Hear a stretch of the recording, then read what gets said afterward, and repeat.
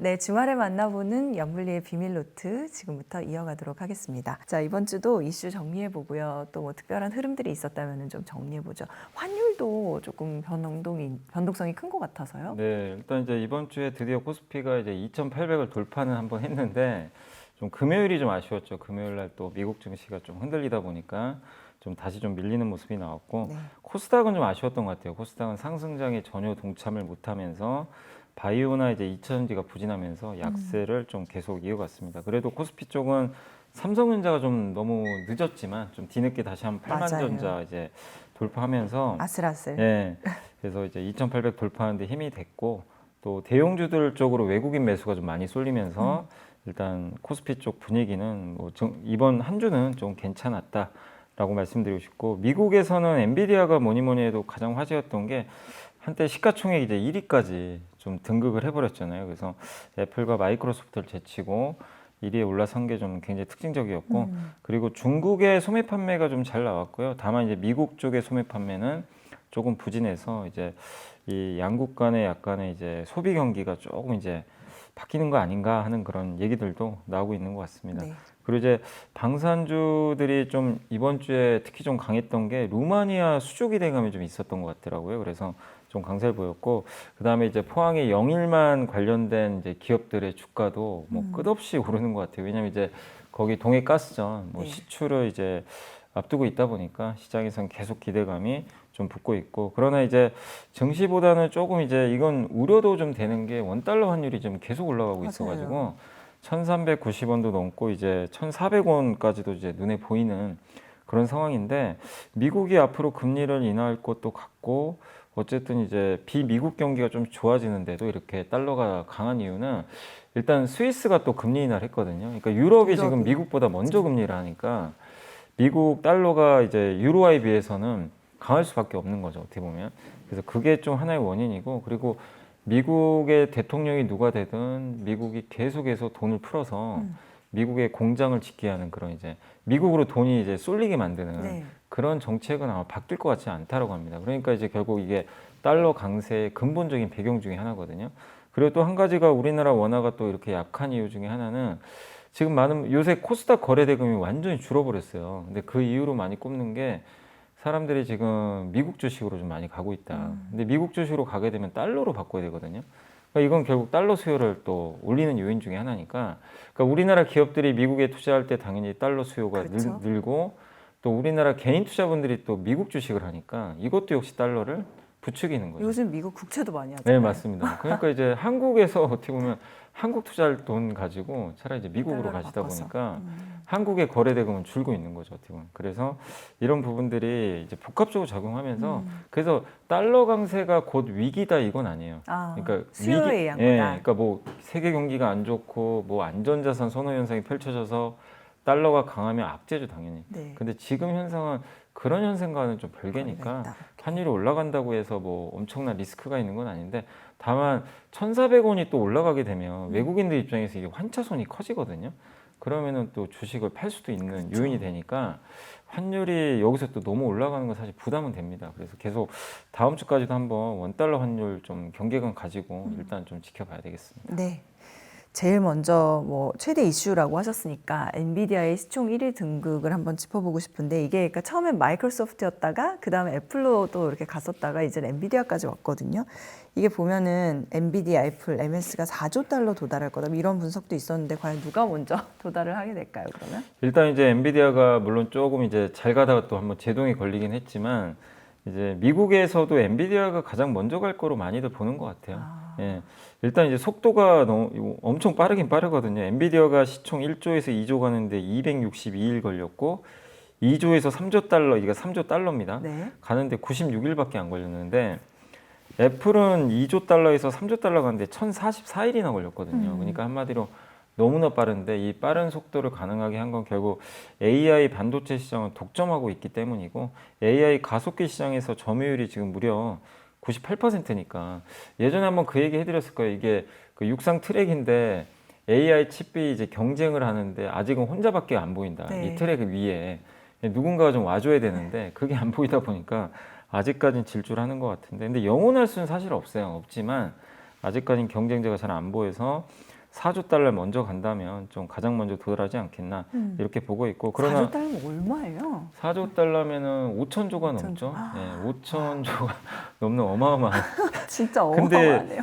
이게 더 놀라운 건 엔비디아만 간다는 게 아니라 마이크로소프트, 애플도 대기 중이니까 되게 중요해요. 이게 정말 부럽기도 하죠, 사실. 네, 맞아요. 우리 입장에서 되게 부러운데 어쨌든 마이크로소프트도 오픈 AI를 지분 투자해놨고 또 AI 필요한 클라우드를 장악을 하고 있고 또 윈도우 이제 10 업데이트가 이제 끝나거든요, 네. 내년에.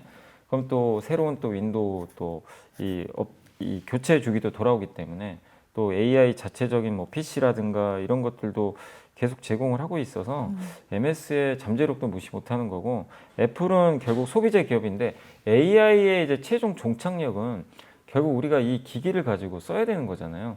그걸 할 수 있게 만드는 가장 강력한 무기가 바로 애플 아이폰이죠. 그걸 또 갖고 있기 때문에 마지막 부분에서 애플도 도달할 거라는 전망들도 있는 것 같아요. 다만 이런 전망들이 나왔을 때 항상 주가가 좋았던 경험보다, 왜냐하면 너무 낙관론만 있다 보니까 경계감도 있을 수도 있거든요. 그래서 여러분들이 너무 무조건 뭐 4조 달러 간다 이거보다도 네. 간다고 하더라도 계속 달릴 수는 없어요. 중간중간 휴식기 필요하니까 그 휴식기에 또 잘못해서 너무 추격하다가 정말 그점에 고생하시거든요. 그래서 너무 낙관론적인 그런 부분보다 조정을 좀 기다렸다가 좀 보시면 좋겠고, 지금 쏠림 현상이 얼마나 심하냐면 S&P 500 지수가 2분기에 14% 올랐대요. 올랐는데 동일가중 지수로, 그러니까 동일가중은 뭐냐면요, 시가총액이 크면 그만큼 기여도가 높아서 엔비디아가 많이 가면 지수가 더 많이 오르잖아요. 네. 그게 아니라 시총 비중이 가장 낮은, 뭐 예를 들면 S&P 500의 꼴찌 기업하고 그 엔비디아랑 똑같은 가중치를 주는 거예요. 그렇게 비교를 했을 때는 3%밖에 안 올랐대요, 지수가. 아, 그렇게 했을 때는. 네, 그러니까 너무나 빅테크만 쏠린 거예요, 지금. 나머지는 아예 안 간 거죠, 사실 어떻게 보면. 그래서 이거는 사실 이제 영원한 쏠림은 있을 수가 없기 때문에 그런 부분에 있어서 저는 좀 개인적으로 단기적으로 좀 경계감도 우리가 가질 필요는 있지 않나 이렇게 생각을 하고 있습니다. 네. 미국 얘기 나왔으니까 하나 더 해보자면은 이제 미국에서는 다음 주부터 대선 토론이 시작이 된다고 하고, 근데 또 유럽의 상황을 보면은 뭐 프랑스에서는 조기 총선도 있고 유럽 정치 리스크가 커지고 있다 이런 얘기들이 들려서 이렇게 선진국들의 어떤 정치 불확실성이 있을 때는 이건 증시에 부담이 되겠죠? 네, 일단 부담은 되죠. 왜냐하면 이게 정치가 또 정책을 또 좌지우지하니까 그런 면에서 부담은 되겠지만, 근데 이게 뭐 그 미국 증시의 강세 장기적으로 꺾을 만한 그런 요인은 좀 아니라고 보고 있는 게, 일단 프랑스 얘기를 해보면 프랑스가 지금 이제 르펜이 이끌고 있는 국민연합이 지금 지지율이 35%가 되거든요. 그래서 6월 30일 이제 다음 주죠. 다음 주에 이제 선거가 있을 텐데 아마 이길 걸로 좀 많이들 봐요. 그러면 이제 총리는 이제 국민연합에서 이제 당연히 되겠죠. 대통령은 이제 마크롱이 되겠지만 그렇죠. 서로 다른 정당끼리 하게 될 텐데, 근데 지금 우려하는 거는 재정적자 경고 사인이 좀 나오고 있거든요. 지금 프랑스라든가 7개 국가를 유럽에서 지금 이제 EU 집행위가 경고 사인을 냈어요. 너네들 너무 재정적자 많다. 이거 너무 많은 거 방치하면 벌금 부과하겠다. 이랬거든요. 근데 만약에 국민연합이 이기게 되면 여기는 재정적자 지출을 더 하려고 하거든요. 그러면 이제 더 경고가 나오겠죠. 그래서 이런 부분들이 좀 부담이고, 또 한 가지가 프랑스가 이제 그 유럽에서 EU에서 탈퇴하면 어떡할까 네. 했는데 다행히 이제 르펜 이제 국민연합의 이 어떻게 보면 이제 총재는 그 이탈을 안 하겠다라고 좀 언급을 했기 때문에 그 부분은 조금 다행이긴 한데, 어쨌든 불확실성 분명히 남아 있는 거죠. 근데 이걸 정말 극단적으로 뭐 프렉시트 가고 이럴 것 같지는 않더라고요, 분위기 자체는. 그래서 일단 선거가 끝나면 그래도 좀 리스크 요인은 조금 좀 안정화되지 않을까 이렇게 보고 있고, 미국은 이제 다음 주에 1차 대선 토론 들어갑니다. 6월 27일 날 이제 들어가게 될 텐데, 어쨌든 또 7월 11일이 트럼프 선고일이에요. 네. 그래서 물론 유죄 판결을 만약에 받는데도 대선 자격에 크게 문제는 없다라는 이제 분석들이 있어서 아마 레이스까지는 할 것 같긴 한데, 이런 이제 이슈들이 좀 남아 있어서 또 불확실성 커질 수밖에 없는데, 다만 이제 미국 증시 전체 뭐 문제라기보다는 미국 대통령에 따라서 업종별로 좀 차별화는 되겠죠. 뭐 친환경 쪽에 관련된 기업들은 트럼프 전 대통령이 좀 우세하면 당연히 부담이 될 수밖에 없고 하니까 각각의 이제 업종에 따른 그런 부담은 있을 수 있다. 근데 지금 공통 분모가 뭐냐면요, 약간 친환경 주들한테는 좀 부정적인 게 뭐냐면 이번에 그 EU 그 이제 뭐 선거에서도 드러났던 게 극우 정당들이 좀 우세했잖아요. 약간 친환경 정책이 후퇴할 가능성이 높다라는 분석들이 극우가 우세하면서 네. 그래서 이제 기존의 정책보다 좀 후퇴하는 거 아니냐. 그리고 뭐 트럼프 전 대통령이 워낙 친환경을 이렇게 좋아하지는 않기 때문에 그래서 공통적으로 지금의 이제 선거 결과 어떨지 모르겠지만 이 신재생 에너지나 이쪽한테는 약간 좀 부담스러운 네. 요인들이 일부 발생을 하고 있다는 거 염두에 두시면 좋겠습니다. 그래서 증시 자체의 악재라기보다는 좀 업종별로 약간의 좀 부담될 수 있는 요인들이 몇 개 생겼다. 네. 이렇게 보시면 되겠습니다. 잘 들었습니다. 그 눈을 좀 돌려서 아시아 쪽으로 조금만 옮겨 보면은 저는 인도 얘기를 한번 해보고 싶거든요. 왜냐하면 뭐 인도의 성장성이 익히 알고 네. 있지만 최근에 인도 펀드에 우리나라 투자자들이 돈을 많이 넣었다 이런 기사가 있어가지고 이게 요즘 갈수록 더 투자자들의 관심이 많아지는 것 같거든요. 혹시 네. 인도 성장에 따른 투자 아이디어 어떤 게 좀 있을까요?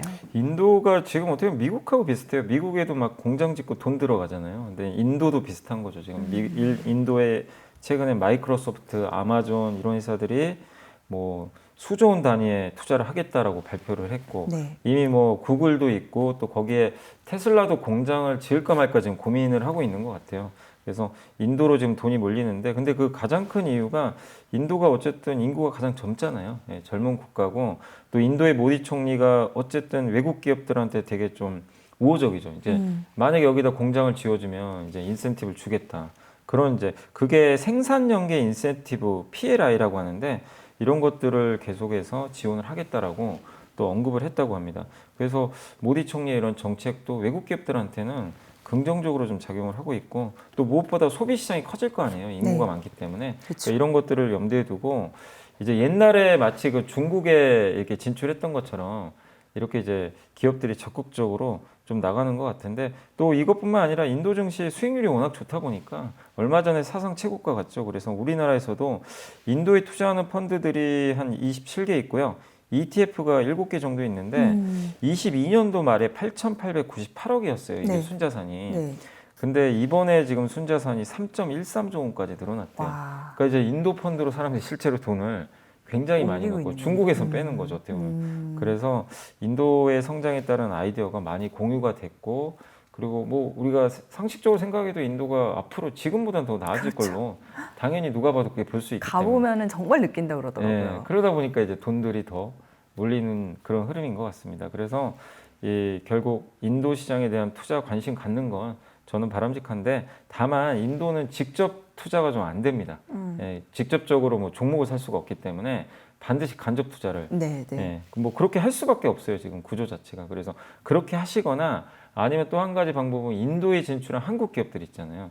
거기에 간접 투자하는 거죠. 그러니까 뭐 예를 들면 현대차가 이번에 인도 법인 IPO 했다. 여쭤보고 싶었어요, 예, 그것도. 그거 이제 신청을 했거든요, 네. 실제. 그래서 주가가 한번 오르긴 올랐어요. 근데 인도 법인이 결국 시가총액 이번에 한 30조 원 넘을 걸로 지금 예상을 하고 있는데 어쨌든 인도 법인이 이제 상장을 하게 되면 현대차에 한 4조 이상의 돈이 들어오니까 이 돈 가지고 주주환원도 하고 인도에 또 공장 짓겠죠.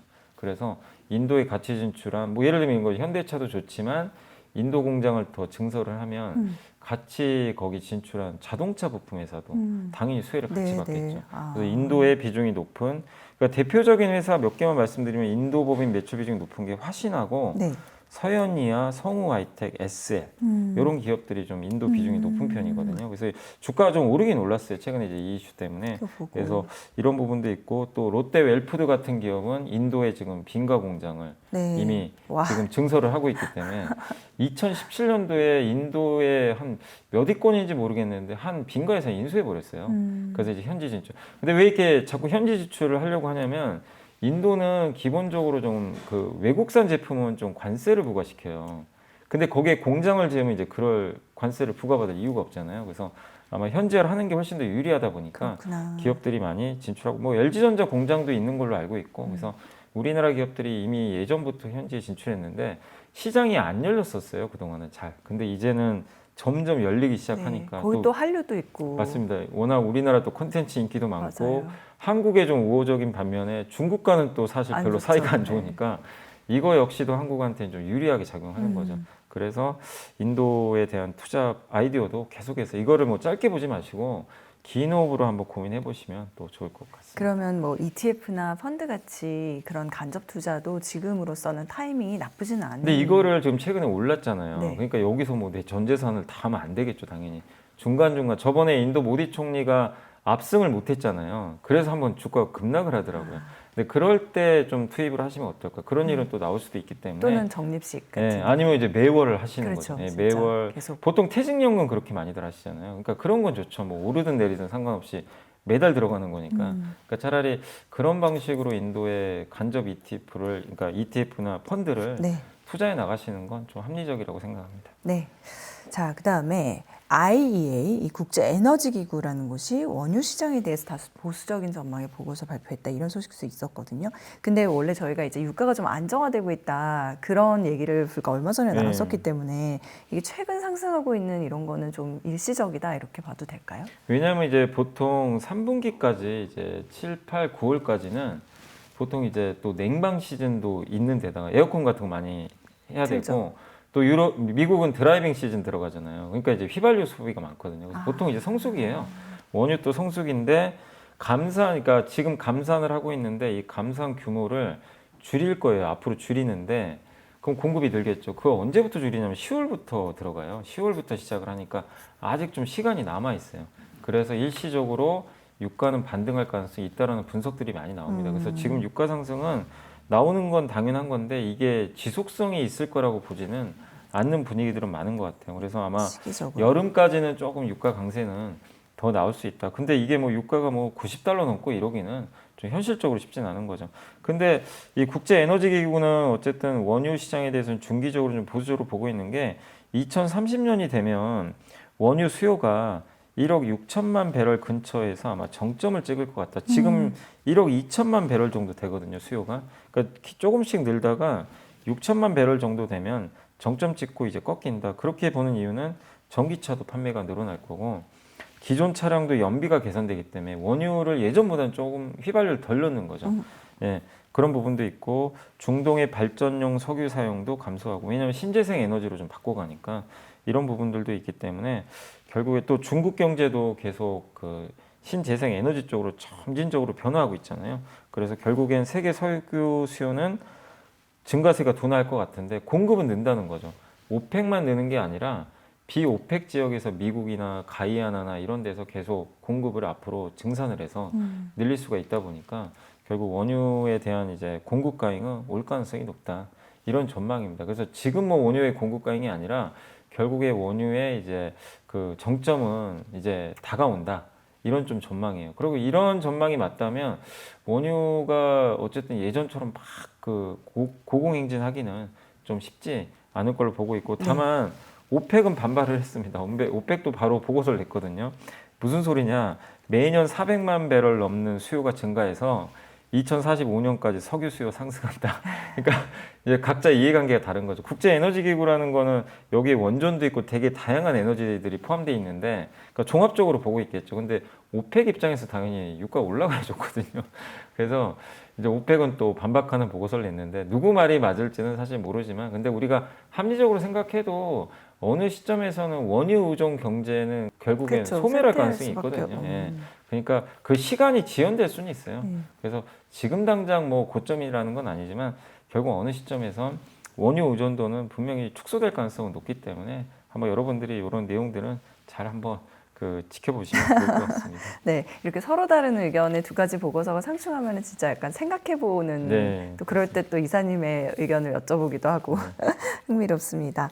자, 저희가 또 중국으로 넘어가 볼게요. 왜냐하면 아까 이제 중국이 그러니까 미국과 비교해서 미국은 지표상으로 소비가 더 부진한 것 같은데 중국은 그렇지 않다라고 말씀하셨거든요. 그러면은 이제 올 하반기에는 중국의 소비가 회복이 될 거다, 이렇게 기대를 해봐도 될까요? 그럴 가능성이 높은 게, 이거를 뭐 중국이 수요가 엄청 아직은 좋은 건 사실 아직도 아니거든요. 근데 어쨌든 이번에 소매 판매도 3.7% 증가했는데 예상이 3%니까 굉장히 잘 나온 거고요.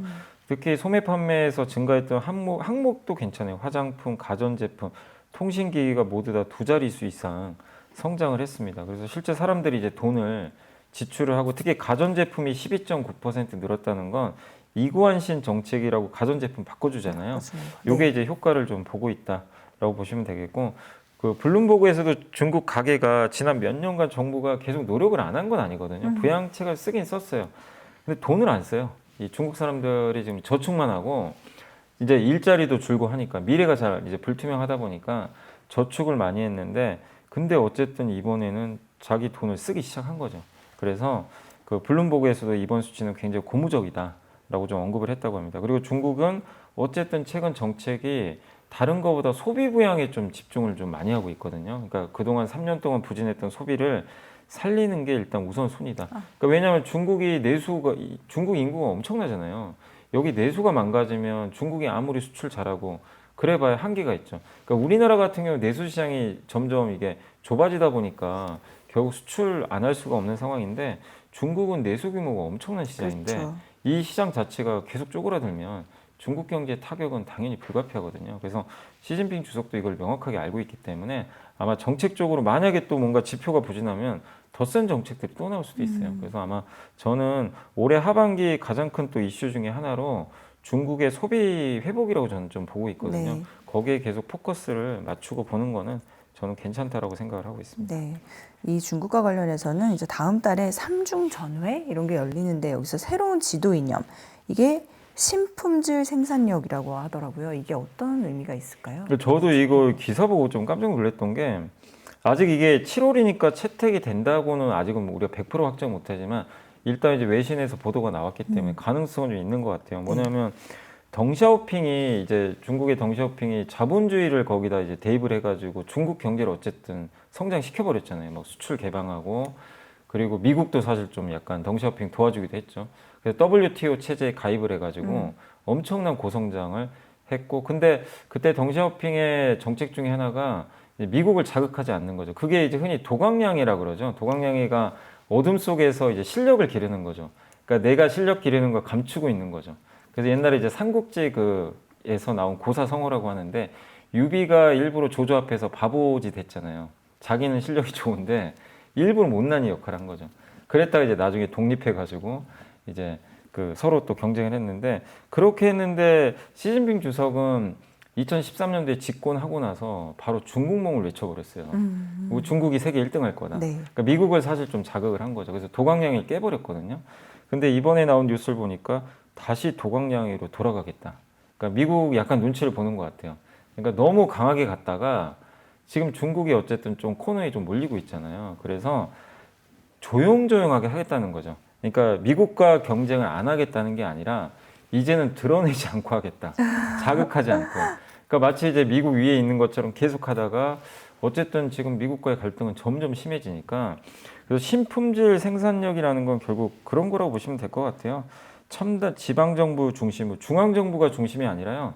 지방정부에 맡기면서 첨단 기술 역량을 계속 강화는 해요. 대신에 목표치라는 거 이런 거 설정 안 하고 우리 몇 년도에 이거 하겠습니다. 이게 아니라 그런 공개 안 하는 거죠. 네. 그러니까 내부에서 조용조용하게 실력을 계속 기르겠다. 그러니까 다시 옛날에 덩샤오핑 쪽으로 도강량인 쪽으로 돌아가는. 회귀하는. 근데 이거는 일단은 저는 긍정적인 거라고 좀 봅니다. 왜냐하면 서로 이렇게 자꾸만 싸우게 되면 긴장 관계가 계속 조성이 되거든요.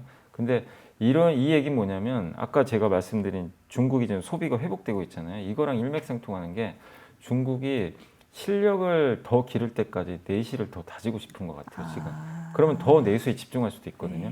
그러면 지금 중국이 계속 막 수출 밀어내게 하고, 그럼 미국 그거 가지고 정말 계속 열받아가지고 관세 부과하고 막 이러잖아요. 유럽도 지금 오죽하면. 근데 그 정책을 조금 이제 밀어내기를 좀 이렇게 되면 좀 줄일 수도 있어요. 그럼 우리가 지금 중국과 경쟁하잖아요. 여기서도 조금 약간 이제 리스크가 완화될 수 있는 거죠. 그러니까 중국이 내수에 집중을 해주면 또 우리나라 회사들도 중국의 또 소비재 기업들도 좀 한숨을 돌릴 수가 있거든요. 그래서 여러 면에서 물론 7월에 이게 채택될지는 모르지만 좀 많은 걸 좀 내포하고 있어서 한번 7월에 삼중전회에서 네. 한번 이게 진짜로 발표될지 한번 좀 우리가 관심을 좀 가져봐야 될 것 같습니다. 중국이 내수에 집중을 해주면 우리나라 소비재 기업들도 좀 한숨 돌릴 수 한숨 있다는 건 돌릴 수 어떤 있죠. 의미예요? 왜냐하면 우리나라 기업들이 사실 이제 중국이 내수가 지금 망가지고 있었잖아요. 그러니까 뭐 화장품 회사들도 안 되고 맞아요. 또 우리나라 뭐 반도체도 당연히 힘들죠. 뭐 가전제품도 안 팔리고. 근데 또 그것도 있지만 또 중국이 또 자체적으로 다 모든 걸 하잖아요. 그러니까 화장품도 자기네가 만들기 네. 시작하고. 그래서 옛날만큼 중국이 내수가 좋다고 우리나라 기업들이 막 10년 전만큼 호황을 누린다는 얘기는 아니에요. 근데 지금은 우리나라가 중국 내수도 안 좋은 데다가 중국이 자체적으로 모든 걸 다 하니까 다 잃어버렸죠. 그래서 LG생활건강 주가만 봐도 알잖아요. 이제 적어도 중국 내수 시장이 좀 살아만 나도 경쟁은 하겠죠. 그 안에서도. 근데 일단 그래도 시장이 다시 좀 열리는 거잖아요.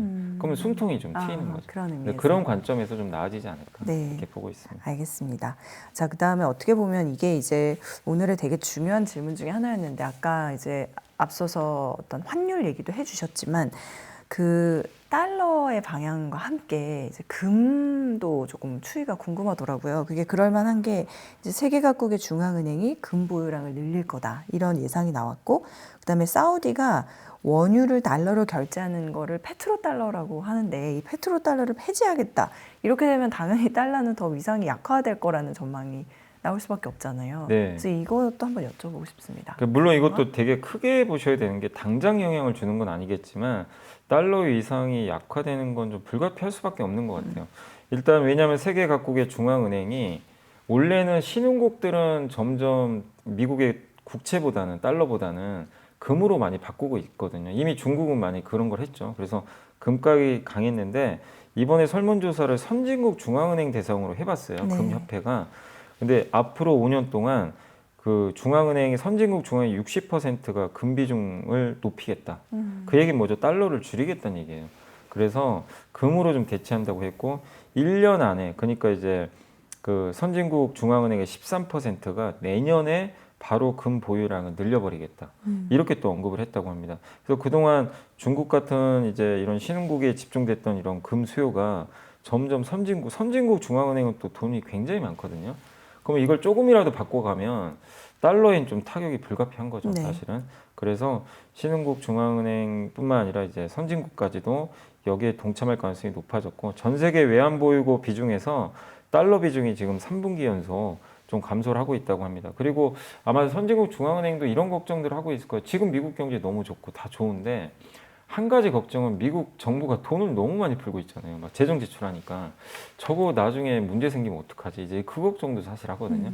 그래서 그런 거에 대한 이제 지금은 아니지만 몇 년 후를 대비해서 네. 약간 방어를 하는 거죠. 금으로 좀 바꿔놓자. 이런 수요도 있는 것 같아요. 그래서 지금 당장의 문제는 아니겠지만 달러의 위상은 확실히 조금 존재감이 떨어질 가능성은 있고 그 다음에 또 한 가지 좀 되게 놀랬던 게 사우디가 이제 원유를 달러로 결제 안 하겠다. 그러니까요. 페트로 이게 굉장히 좀 이거 좀 충격적인 사건이죠. 고발적이에요. 원래 옛날에 이제 사우디를 보호해주는 명목으로 옛날에 아마 페트로 달러 이제 맺어가지고 원유 결제할 때 무조건 달러로 해라. 그 달러 위상이 엄청 이제 높아졌잖아요. 사실 미국이 그래서 저는 되게 초강대국이 됐다고 생각을 하는데 이걸 깨겠다는 거는 이제 미국 입장에서 불편한 거고 사우디는 이제 위안화라든가 다변화하려고 하는 것 같아요. 근데 결국 이 달러 종속을 빼겠다는 거죠. 예. 근데 이게 여기서 끝날 문제가 아니라 사우디만 그러겠냐 이거죠. 다른 신흥국들이 따라가 버리면 이게 굉장히 골치 아픈 일이 또 발생합니다. 그래서 지금 당장의 문제는 아니고 또 바이든 행정부가 또 외교력을 발휘해서 막을 수도 있어요. 어떻게 보면. 근데 어쨌든 지금은 좀 이런 부분에 있어서 중장기적으로 달러의 위상 약화가 나올 수 있는 거. 근데 결론적으로는 뭐냐면 금한테 되게 유리해질 수밖에 없는 것 같아요. 그 달러 대체할 거는 금밖에 없거든요. 그리고 비트코인 얘기하신 분들도 계세요. 실제 암호화폐 하는 거 아닌가? 예. 그러니까 암호화폐한테도 이건 나쁜 뉴스는 사실 아니다. 이렇게 좀 판단을 하고 있습니다. 네. 네, 또 궁금한 것들이 막 올라옵니다만 좀 내일로 조금 아껴두고 그러면 이번 주에 외국인 기관 또 개인 매수 종목 상승 업종까지 정리해 보겠습니다. 먼저 이번 주 외국인들이 많이 매수한 주식 10개 종목을 살펴보겠습니다.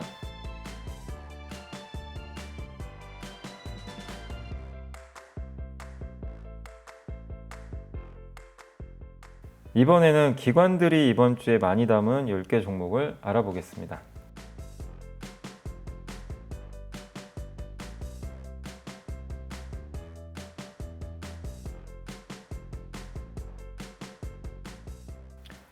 이번에는 개인들이 이번 주에 가장 많이 산 주식 10개 종목을 살펴보겠습니다.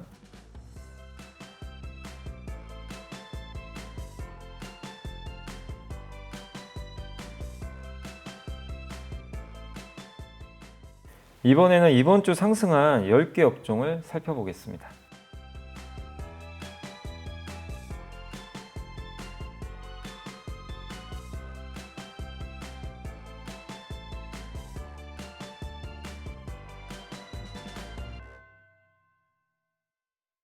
방금 살펴본 상승한 업종 가운데서 이 좋은 흐름이 조금 더 이어질 거라고 생각하시는 그런 업종들, 그리고 또 그 이유는 무엇인가요?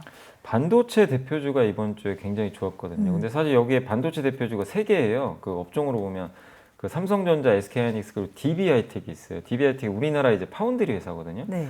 근데 이 회사 주가 좀 급등해가지고, 근데 이게 약간 또 미중 갈등 수혜주라고도 좀 분석들이 되더라고요. 그래서 반도체 대표, 또 삼성도 뒤늦게 좀 올라갔잖아요. 그래서 반도체 대표주의 저는 상승은 좀 더 이어질 수 있다. 네. 이렇게 보고 있고, 네. 그 다음에 좀 좋았던 게 피팅 업종이에요. 피팅은 이제 파이프를 연결해주는 관 이음새인데, 이게 결국 영일만 수혜주로 지금 부상을 하고 있어요. 그래서 이 이슈는 당분간 더 이어지니까 피팅 업종에 대해서도 좀 더 보시면 좀 좋을 것 같고, 그 다음에 조선업종도 이제 최근에 이슈들이 많이 나왔는데, 뭐 선박수주도 여전히 잘 되고 있고, 또 하나오션이 이번에 미국 조선소를 하나 인수를 했더라고요. 이런 부분도 일단 긍정적이기 때문에 좀 긍정 보여지고, 그 다음에 요즘에 계속 이슈 나오는 거 중에 하나가, 뭐 한국은행은 아직은 뭐 아니겠지만 그 한국에서도 지금 정부 내에서도 금리 인하를 요구하는 목소리들이 좀 들리기 시작하더라고요. 좀 조기 금리 인하 해야 된다. 그러면 이거는 증권주한테는 어쨌든 이슈가 되면 호재가 될 수밖에 없거든요. 왜냐면 증권주는 뭐, 왜냐하면 금리가 낮아지면 사람들이 당연히 주식 선호 현상도 있겠지만 채권을 많이 갖고 있어요. 그러면 금리가 떨어지잖아요. 채권의 가격이 올라가서 증권사들 실적이 좋아집니다. 왜냐하면 채권을 보유를 많이 해서 네. 채권 평가이익이 늘어나거든요. 그래서 혹시라도 뭐 금리 인하 이슈가 이게 논쟁이 좀 이렇게 이루어지면 증권 업종한테도 좋을 수도 있어요. 그래서 증권주들도 한번 다음 주에 더 볼 필요 있지 않나. 그래서 반도체 대표주 피팅, 조선, 증권 이렇게 한번 염두에 두시면 좋을 것 같습니다. 반도체 대표주, 피팅, 조선, 그다음에 증권까지. 네. 잘 들어봤습니다. 자, 그러면 이번 주에 보고서 토요일 순서 보고 마무리 짓도록 하겠습니다. 네, 반도체 보고서인데요. 그 삼성증권의 유영근 연구원님이 아직 불이 안 붙은 곳이 존재합니다라는 그래요? 보고서인데, 재밌네요. 왜냐하면 반도체 후공정 있죠. 그 HBM 반도체지. 여기만 많이 오른 거예요. 뭐 아시겠지만 한미 반도체가 주가가 거의 15배 올랐거든요. 어마어마하게 올랐는데, 근데 여기가 대표 HBM 이제 관련 기업이죠. 엔비디아 수혜주죠. 네. 근데 그쪽은 그렇게 잘 갔는데 아직 반도체 찾아보면 못 오른 것도 되게 많이 있다. 그래서 그런 얘기를 좀 하는 것 같습니다. 그래서 AI 뭐 시대의 HBM 탑재량도 급증하고 좋은 건 맞겠지만, 어쨌든 그 HBM 투자하는 이제 증설의 폭과 강도는 점점 시간이 갈수록 좀 둔화될 가능성은 있다. 그러니까 모멘텀은 좀 떨어질 수 있기 때문에 지금 이제 HBM 뭐 수혜주 찾기에 몰두하기보다는 좀 다른 쪽으로 한번 보는 게 어떨까라는 그런 내용들이 담겨 있고, 그리고 HBM 투자가 많기 때문에 그동안 이제 다른 전공정 투자를 못 했거든요. 다른 쪽에 대한 투자가 좀 줄어들었기 때문에 그쪽에 대한 투자가 좀 부족하다고 네. 합니다. 그래서 전공정 투자가 좀 앞으로 늘어날 가능성이 있다. 내년도에는 그래서 전공정 장비 투자 확대 가시성이 높아지고 있으니까 그런 쪽을 좀 바라보자. 실제 그 전공정 장비 투자액을 내년에 50% 증가할 걸로 전망을 했는데, 현재 전공정 장비업계의 내년 매출 증가폭이 예상으로 30%밖에 지금 안 되게 네. 찍혀 있대요. 그러면 지금 예상보다 더 높은 실적이 나올 수도 있다는 얘기죠. 그래서 전공정 장비주를 좀 많이 적어주셨고, 그래서 거기 관련된 대표 기업으로 유진테크 그리고 PSK를 최선호주로 좀 제시를 해주셨고, HPSP도 좀 관심 종목으로 좀 꼽아주셨습니다. 그리고 이렇게 전공정 투자가 들어가면 증산이 이제 이루어지는 거죠. 반도체 생산이 늘어날 가능성이 네. 높거든요. 그러면 소재랑 부품도 당연히 거기에 수혜를 같이 받을 수 있다. 그래서 그 소재 사용량이 늘어나면서 수혜받는 기업으로는 솔브레인을 좀 꼽아주셨고요. 부품 회사로는 하나 머티리얼즈를 좀 꼽아주셨고, 그 다음에 이제 D램 메모리 반도체 마지막에 조립하고 다 이제 검사까지 해주는 그 서비스 업체라고 하는데, 거기로는 이제 하나 마이크론을 좀 꼽아주셨습니다. 그래서 너무 HBM만 보진 말자. 아이디어는 뭐냐면 그동안 소외받았던 전공정이나 중소형 소재 부품사도 한번 지켜보자는 그런 내용의 보고서니까 참고하시면 좋겠습니다. 네. 사실 삼성전자가 이제 8만 전자를 회복해서 과연 9만 전자를 가는지 궁금하기도 하고, 또 조금 전에 이사님께서 말씀해 주셨던 한화오션 얘기도 좀 더 해보고 싶고, 이것들은 이제 내일 일요일 순서에 또 알아보도록 하고요. 오늘 토요일 순서 연불리의 비밀노트는 여기까지 줄이도록 하겠습니다. 이사님 감사드립니다. 이 전략은 되게 잘한 전략이라고 보고 있어요. 경쟁 왜냐하면 삼성전자가 너무 기술 전략으로 가다가 고객을 다 놓친 거죠, 어떻게 보면. 그러니까 이 고객사 입장에서는 최첨단 기술도 좋지만 자기네한테 잘 맞아야 되거든요. 근데 그걸 서비스 마인드가 워낙 좋다 보니까 잘 맞춰줍니다. AS도 되게 잘해준대요.